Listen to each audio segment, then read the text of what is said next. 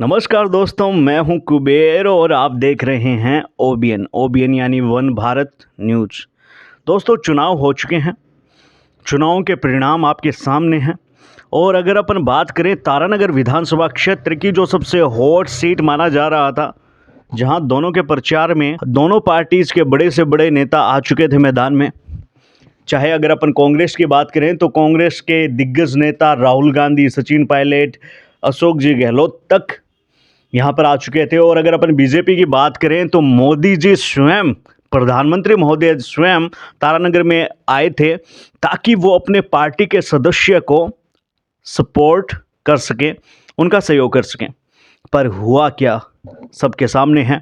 राजेंद्र राठौड़ साहब की बुरी तरह से हार हुई और बीजेपी के कार्यकर्ताओं ने ये अनुमान भी नहीं लगाया होगा दोस्तों कि इतनी बड़ी हार होगी। मुझे स्वयं को याद है, जब मोदी जी आए थे तो मैं स्वयं मोदी जी की रैली में उपस्थित लोगों का इंटरव्यू लेने पहुंचा था।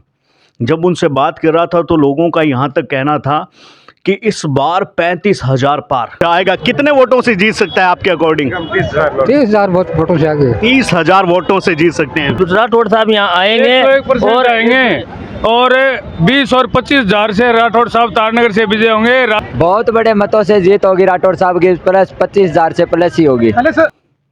इस बार पिछली जब 2008 में राठौड़ साहब आए थे उससे भी ज्यादा वोटों से जीतेंगे, ऐसे अनुमान लगाए जा रहे थे।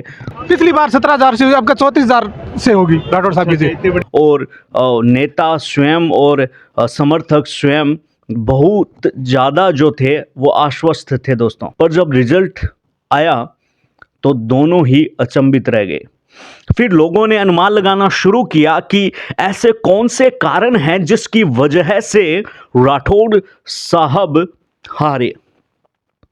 बहुत से लोगों ने यह कहा कि यह जाटवाद का फैक्टर काम कर गया, कुछ ने कुछ कहा, कुछ ने कुछ कहा। तो मैं आपको बता दूं, जाटवाद का इसमें एक रोल तो है, लेकिन जितना कहा जा रहा है उतना नहीं है दोस्तों। क्योंकि ये तो पहले से स्पष्ट था दोस्तों कि जाटों के ज़्यादातर वोट जो है वो बुढ़ानिया जी को मिलने हैं। ये बात तो पहले से क्लियर थी, तो ये एक मुद्दा नहीं हो सकता। इसके अलावा जाटों के भी वोट राठौड़ साहब को मिले हैं। तो फिर हार का कारण क्या है? कुछ बोलेंगे SC ST के वोट नहीं पड़े, तो भाई साहब SC ST के वोट भी दोनों ही पार्टीज को मिले हैं। तो फिर हार का कारण क्या है? हार का कारण है भाकले में डांग मारना। हार का कारण है कंबल उड़ा करके धुलाई करना। नहीं समझे?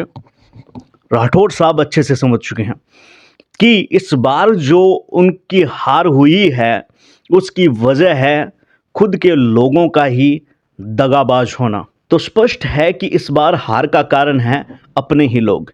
जी हाँ, स्वयं बीजेपी के बड़े और दिग्गज नेता राठौड़ साहब को हराने में लगे हुए थे। कल एक न्यूज़ की कटिंग वायरल हो रही थी, उसमें तो साफ साफ लिखा था कसवा परिवार का नाम, कि उन्होंने राठौड़ साहब को हराने में जी तोड़ मेहनत की। इसके अलावा एक महिला विधायक का भी नाम आ रहा है, शायद आप उनको जानते होंगे और अच्छे से समझ भी चुके होंगे शायद किसकी बात हो रही है। उन्होंने भी पुरजोर लगाया कि राठौड़ साहब हारे, और विपक्ष चाहे डोटासरा जी हों, उन्होंने भी पुरजोर लगाया कि हारे। तो इस बार इस बड़े नेता को, नेता प्रतिपक्ष को हराने में विपक्ष के साथ साथ स्वयं की पार्टी के लोग भी थे जो उसे हराने में लगे हुए थे दोस्तों। तो कल जब न्यूज़ की कटिंग वायरल हुई दोस्तों, तो उसमें एक गुरी साहब का भी नाम था, और गुरु साहब के नाम के ऊपर राठौड़ साहब ने रिप्लाई दिया और उसमें लिखा कि गुरी जो हैं उनके धर्म भाई जैसे हैं और उन्होंने उनकी बहुत ज़्यादा सहायता की है। वो जो स्क्रीनशॉट है यहाँ पे लगा दिया जाएगा दोस्तों। तो आप देख सकते हैं यहाँ पे जो स्क्रीनशॉट है उस पर आप देख सकते हैं उन्होंने क्या लिख रखा है। उन्होंने लिखा कि मेरे धर्म भाई हैं। तो उनके बारे में घात की बात कहना बेतुकी बात होगी। तो दोस्तों, आपको क्या लगता है कि राठौड़ साहब की हार का कारण क्या है? कमेंट करके ज़रूर बताएं। और अगर आप ओबीएन पर नए हैं तो चैनल को सब्सक्राइब कर लें। तो बने रहें ओबीएन के साथ। ओबीएन यानी वन भारत न्यूज़ दोस्तों।